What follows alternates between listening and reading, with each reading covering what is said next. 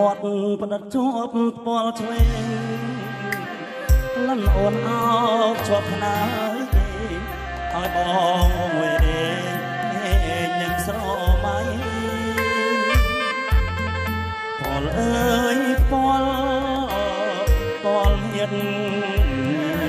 ស្អីមិនគួរណាស្រីនឹកថ្ងៃពីនេះសាបង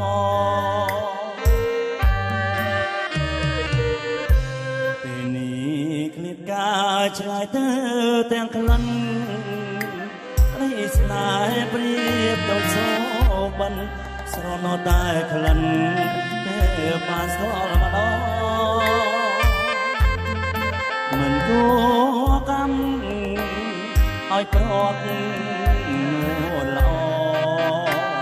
ស្រណោបងក៏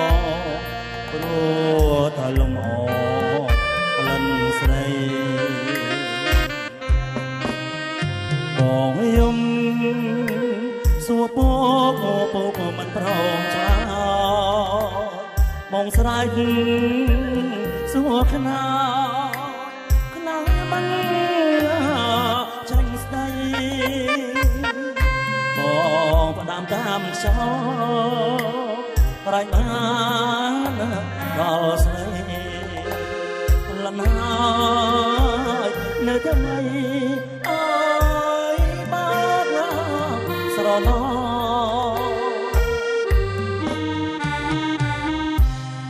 អូនដឹងទេថាបងនឹកស្រីសូបានរៀងរាល់រីត្រីអនុស្សាវរីយ៍នៅថ្មីស្រស់វល់វែងផ្លេចអ្វី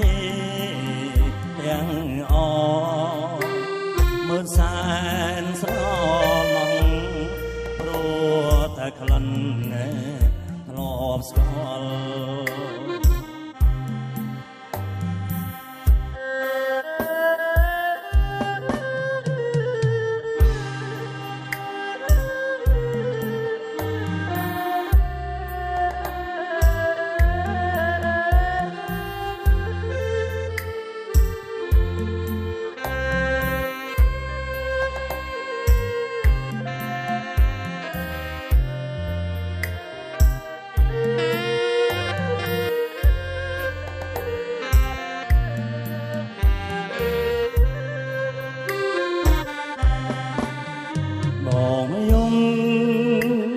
សួរពកមិនប្រងឆ្លើ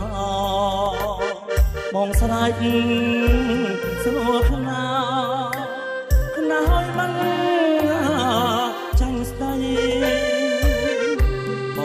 ងផ្ដាំតាមខ្យល់ក្រែងបានដល់ស្រីលណាយនៅថ្មីអើយបាន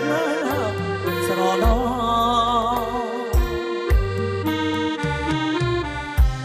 តើអូនដឹងទេថាបងនឹកស្រីសូមបានរៀងរាល់រីត្រីអនុស្សាវរីយ៍នៅថ្មីស្រស់